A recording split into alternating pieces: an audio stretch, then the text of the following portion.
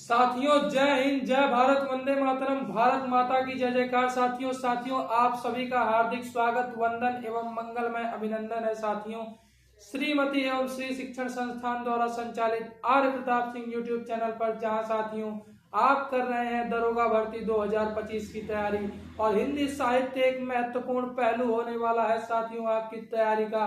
अगर आप हिंदी साहित्य पे कमांड बनाते हैं तो हिंदी में 40 प्रश्नों में से 35 प्रश्न, 36 प्रश्न, 37, 38 और क्या पता 40 में 40 भी कराएं साथियों।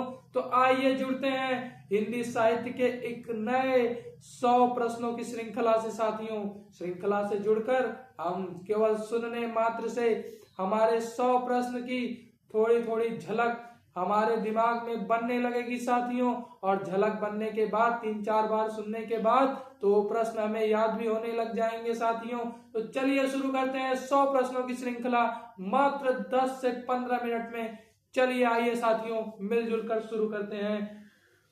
हरिवंश राय बच्चन जी ने अपने इंग्लैंड प्रवास काल में कौन सा गीत संग्रह लिखा? प्रणय पत्रिका।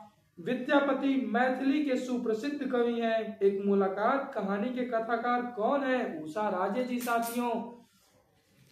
मुंशी प्रेमचंद किस पत्रिका के संपादक रहे हैं? हंस। आधे अधूरे किस विधा की रचना है? नाटक। इनमें से नागार्जुन द्वारा रचित रचना कौन सी नहीं है?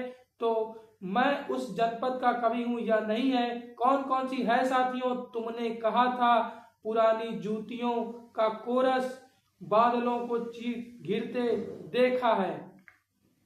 साहित्य अकादमी पुरस्कार प्राप्त निराला की साहित्य साधना किसकी कृति है? रामविलास शर्मा जी की। निम्नलिखित में से कौन से रीतिकालीन कवि हैं? भूषण।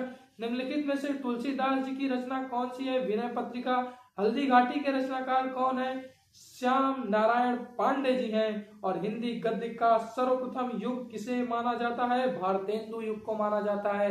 प्यारे नारे प्रिय साथियों, पंच परमेश्वर के लेखक कौन है? मुंशी प्रेमचंद्र। हिंदी साहित्य की लब्ध प्रतिष्ठित कृति कामायनी के रचनाकार कौन है? जयशंकर प्रसाद।